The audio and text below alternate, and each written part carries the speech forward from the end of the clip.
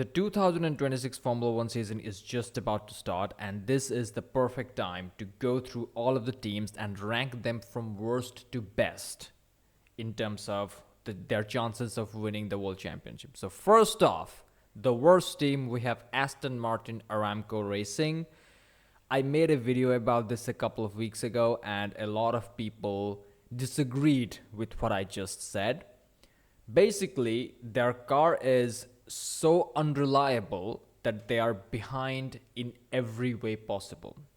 Because the 2026 Formula One season brings in the biggest regulation change. The cars are entirely different, and if your reliability is not on point, this means you will not get any kind of meaningful testing done, which means the drivers won't have a real feel of how these new cars behave on track, which means the aerodynamic components will not get tested, which means any optimization from the chassis side will not get tested.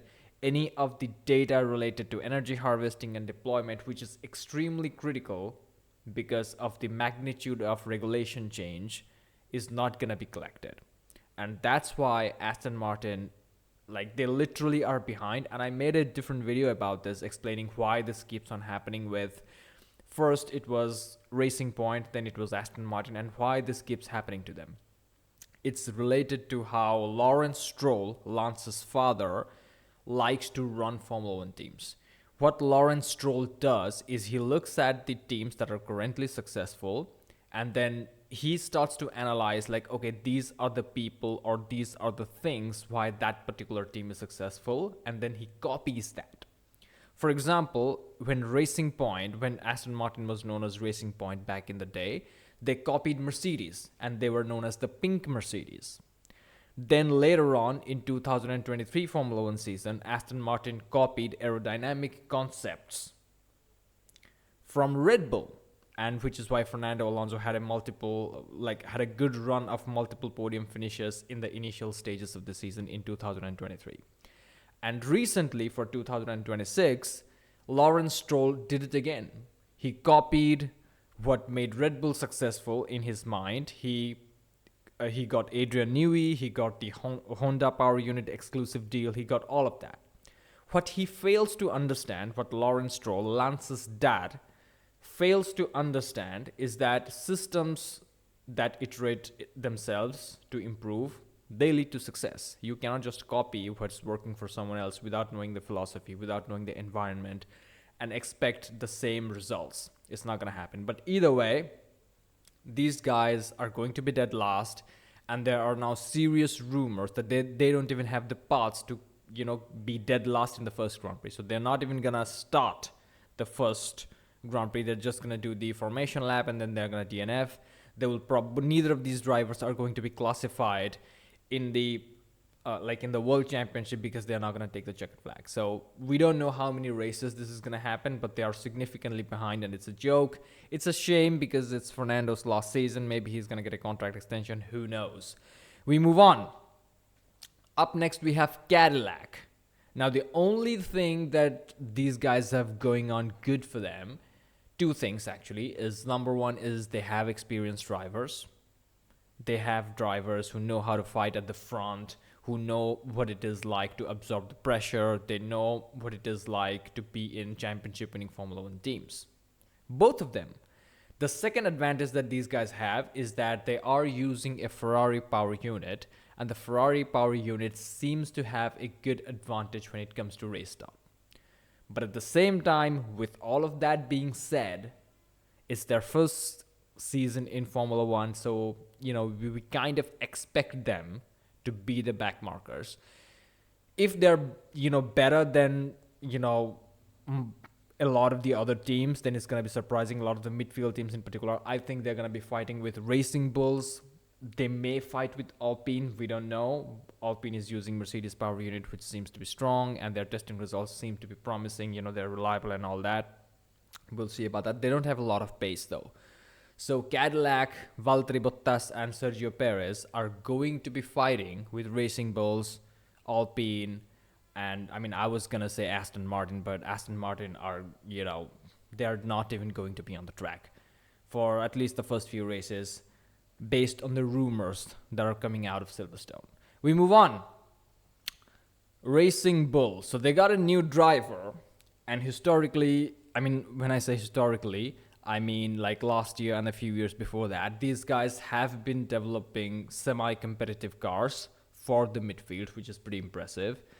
But at the same time, I don't think they're going to be that dominant in 2026. First of all, because again, the first reason is the magnitude of change in the regulation is huge.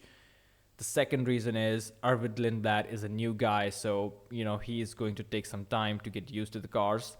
I know that 2026 the cars are so different that it levels the playing field, but at the same time he's a new guy. He will be taking his time to get used to the pressure of Formula One and also the pressure of Racing Bulls and the Red Bull family in Formula One.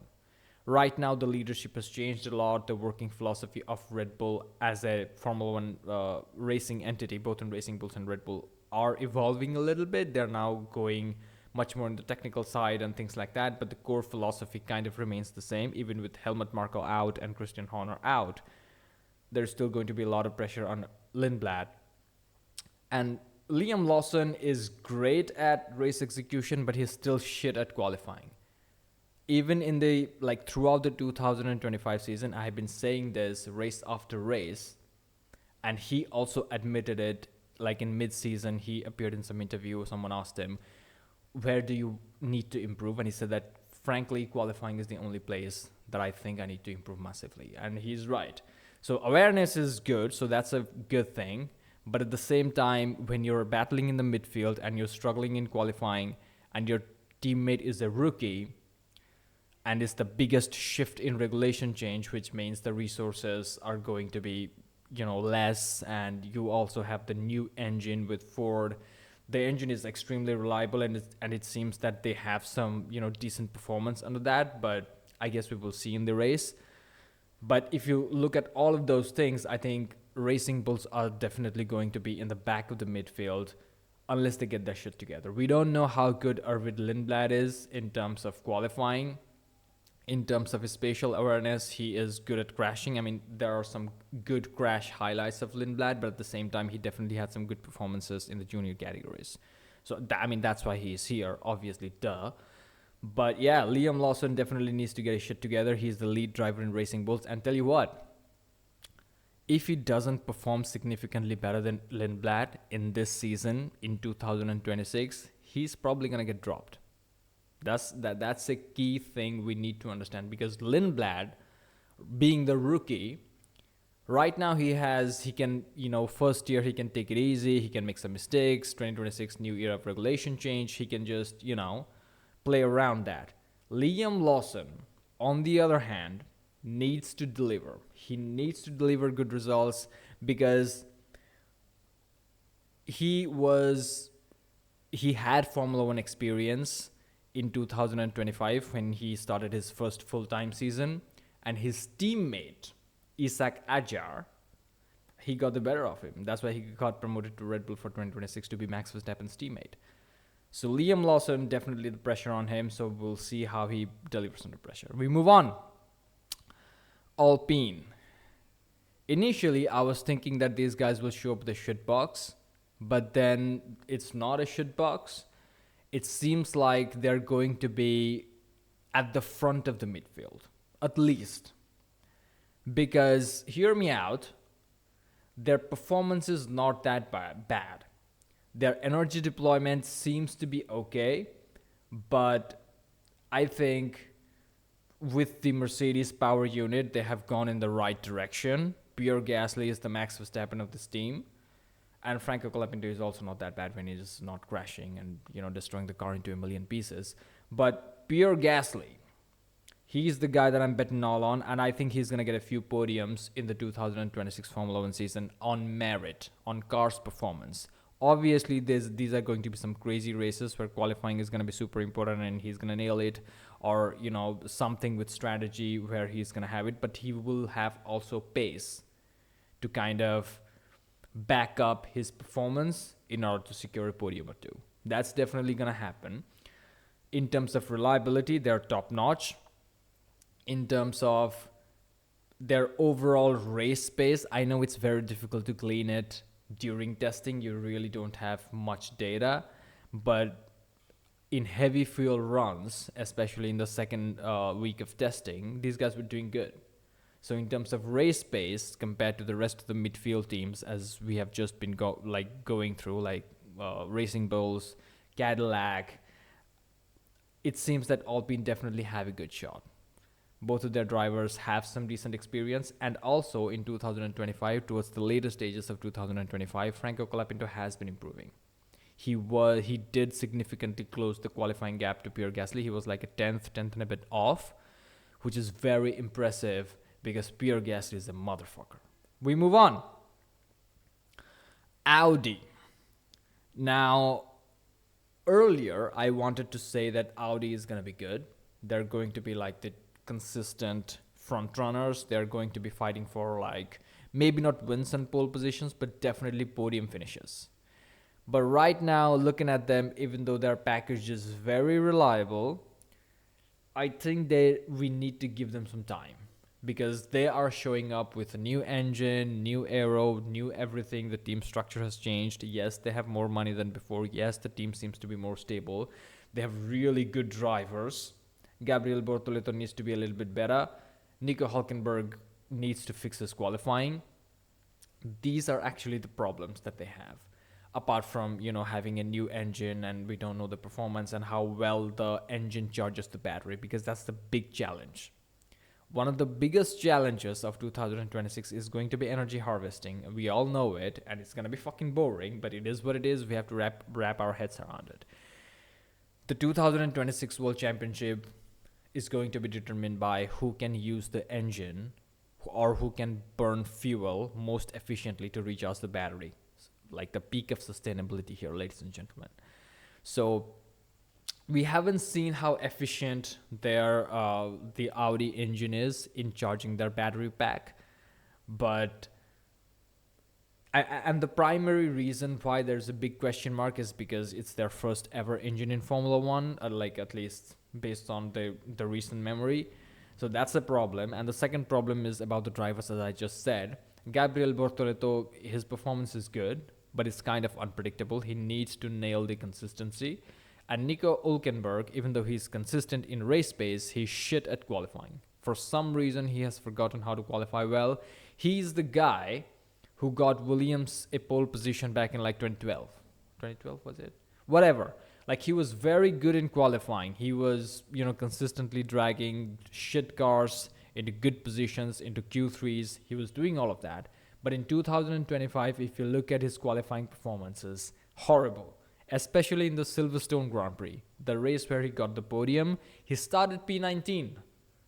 I was genuinely hoping that the conditions were windy and it was, a little bit risky. I was thinking Nico Hülkenberg, this is going to be his moment because he's so experienced.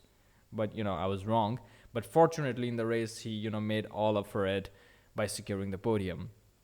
Either way, Audi, there is a bit of question mark about how well the engine can recharge or how quickly it can recharge the battery, because that's what 2026 Formula 1 season is all going to be about. That's what we're going to be hearing a lot from the commentators. So that's a little bit of an unknown. That's why I've put them where I have put them. But they are going to be at the front of the midfield pack, definitely trying to fight for the podium positions, and comfortably ahead of Alpine. That's what I think. We move on. Haas. Now, this is going to be the most not unhinged, but unexpected things. I think Haas will have their best year ever in this Formula 1 season. Many reasons. First, Oliver Bearman is great. I think we can prove that. I mean, we have seen it time and time again last year. In Mexico, his P4 finish, he was defending against Max Verstappen. What a great race. Esteban Ocon, great person, absolutely horrible, disgusting teammate. Good person, great life story, very inspiring actually if you go and listen to his podcast and things like that. But disgusting teammate in Formula 1. Still a good driver though. And that's their advantage. the things that you can say about Oliver Bearman, you cannot say it about all of the other drivers who joined as rookies in 2025. Like, for example, we were talking about Gabriel Bortolito a few seconds ago. Gabriel is good. He has the talent, but he does not have the consistency. Bearman has all of it. He's good in qualifying. He's good in race. He's good under stressful situation. He's good at managing things. He's a good driver.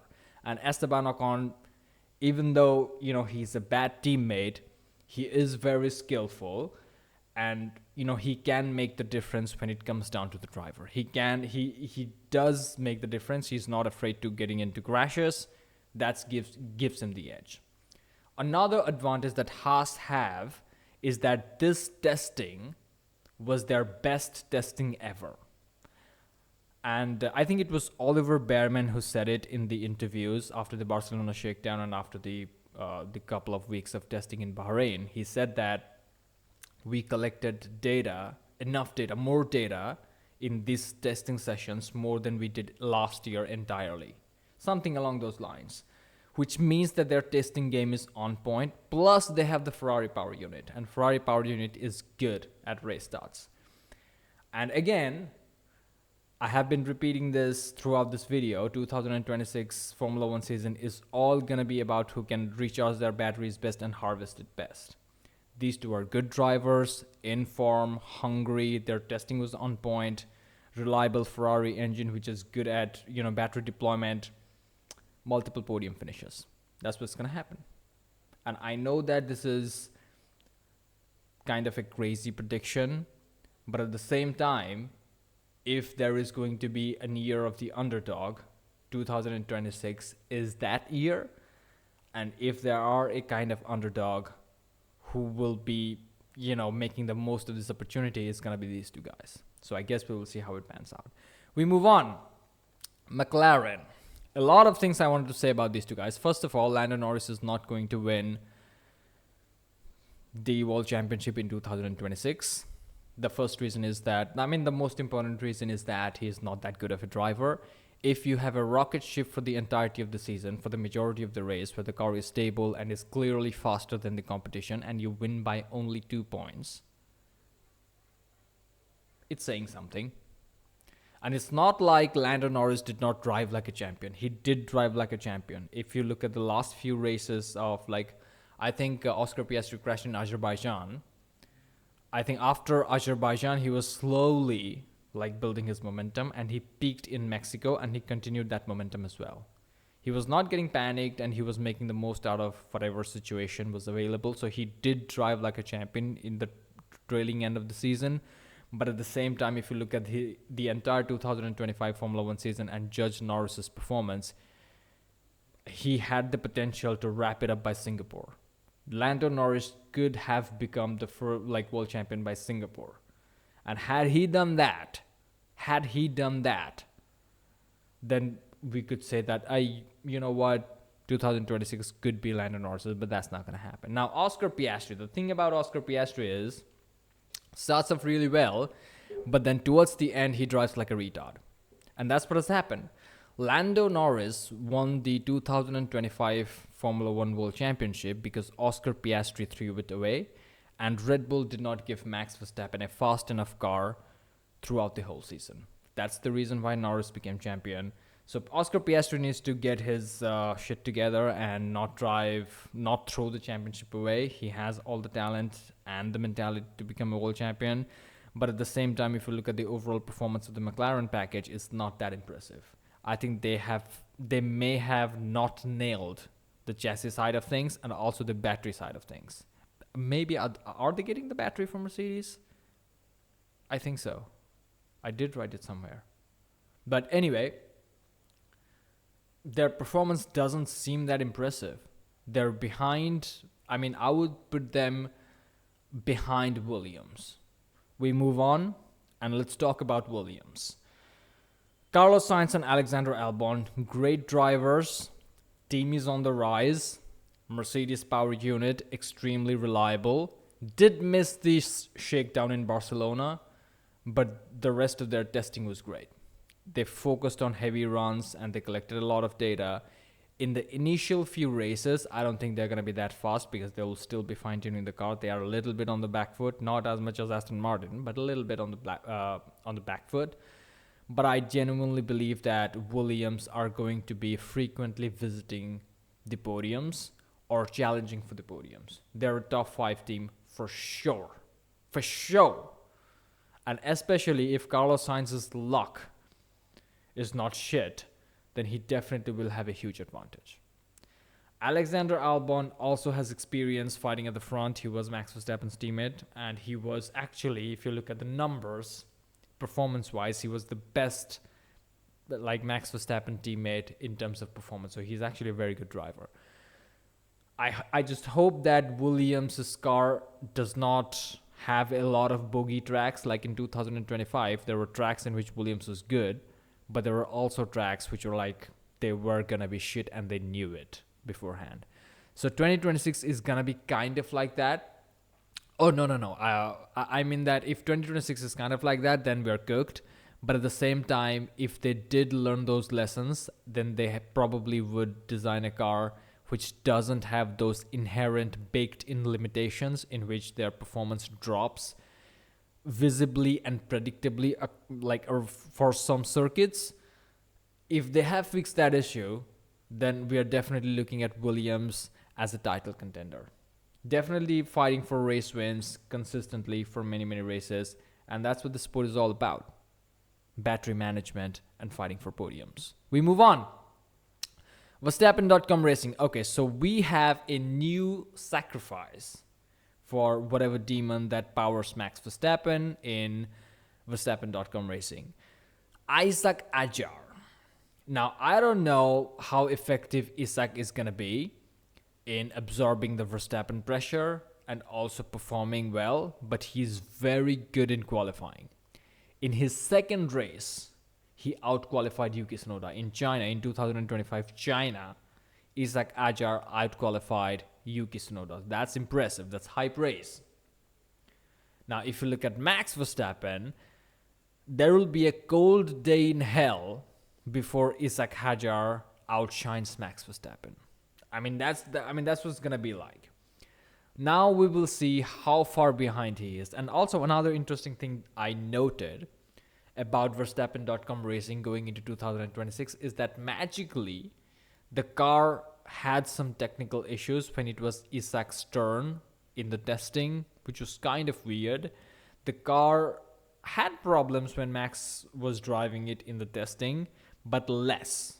When it was Isaac's turn in the testing, the car had some issue that required hours to fix.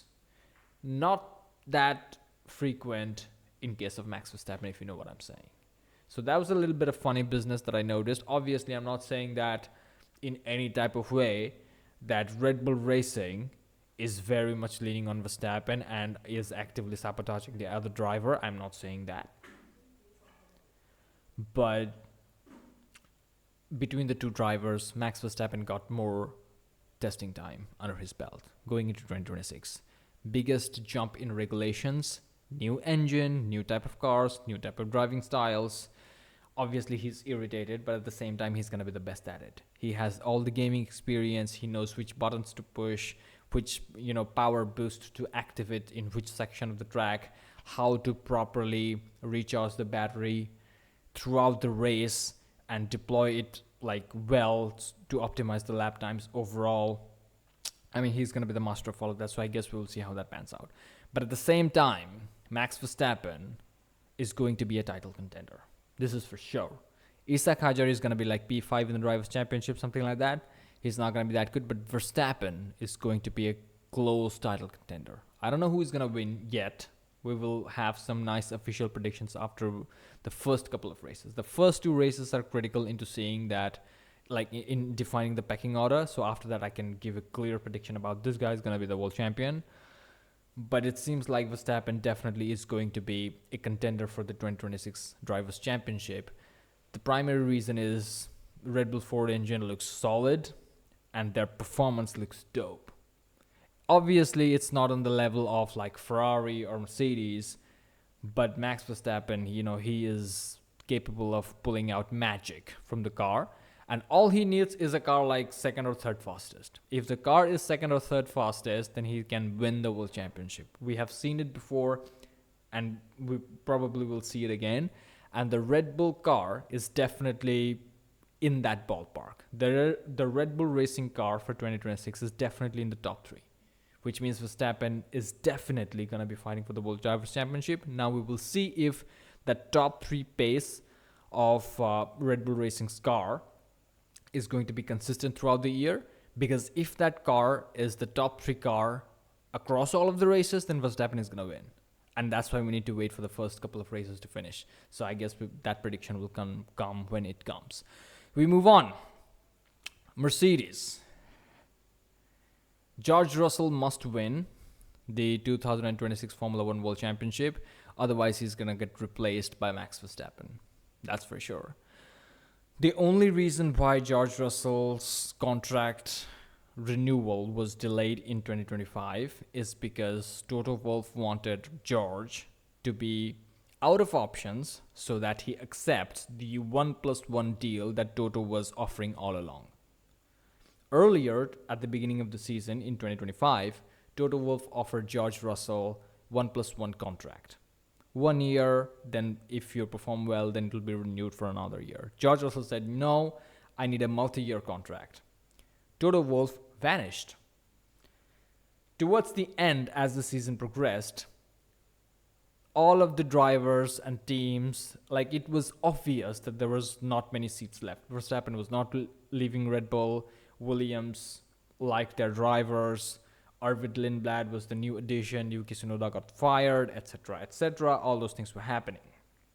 Finally, George Russell didn't have any other choice but to accept whatever deal Toto Wolff was getting, which was, again, the 1+1. So George Russell knows that he needs to deliver, and if he doesn't deliver in 2026 and wins the world title on what it seems to be the resurgence era, the resurgent era of Mercedes, because their engine is good, their performance is good, they have been putting in a lot of lap times, and they're 100% sandbagging. They're 100% sandbagging. They're definitely faster than what we have been led to believe. Kimi Antonelli is also getting good, but this is, unfortunately not about him at this moment. Through the year, we will see if this, if the Italian guy shines, and I think he's going to have some great moments. I will predict that Kimi is going to win one race in 2026. But anyway, back to George Russell. George Russell versus Max Verstappen is definitely happening, and we will see it in multiple races of the season. And we will have some nice British outbursts from George Russell. And then the interesting part is we will see if George Russell can enrage Max Verstappen into making some crazy things, into doing some crazy things, like he did in Spain last year, or like he did in Mexico the year before that with Lando Norris. When Verstappen gets enraged, he works against himself. And nothing enrages Max Verstappen more than a happy George Russell. If George Russell, barges past Max, shoves him a little bit, does the Osama bin Russell things, it pisses Verstappen off, and eventually he does something stupid which bites him in the ass. Can George Russell do it consistently throughout 2026? I guess only time will tell, but I would say yes. Also, he has Kimi Antonelli. He can definitely have Kimi Antonelli kamikaze into Max Verstappen, increasing Russell's chance of expanding his lead. We move on. Ferrari. If I was going to predict who is going to become the world champion at this stage, now obviously a few moments ago I said that I need the first two races to finish to give a real prediction about who's going to win the world championship, both constructors and drivers. But if I have to predict at this moment, I'm going to go with Ferrari and Lewis Hamilton. Now, hear me out, all right? Hear me out. First, Lewis Hamilton knows how to drive the small and nimble cars. Alexander Albon said this in some interview. He said that if there is one driver who has good advantage, it's gonna be Lewis Hamilton. He knows how to drive the small and nimble cars. He's been around that long. Fernando Alonso has also been around that long, but unfortunately for him, the Aston Martin is like it's sad actually. But Lewis Hamilton has a good car underneath him. The car is fast. Leclerc had the fastest time in testing. Ferrari looks very reliable, extremely reliable, and also in the race start, they have nailed it. Lewis Hamilton is very good at race start, and also a lot of people talk about Mercedes engine is going to be the best. We don't know that. They have the variable compression ratio trick, which works, which is approved by the FIA. All those things are good. But like I said earlier in this video, in many times, in many points, the season is about how well you can use the engine to charge the battery and how well and effectively you deploy the battery throughout the lap to have an overall better lap time.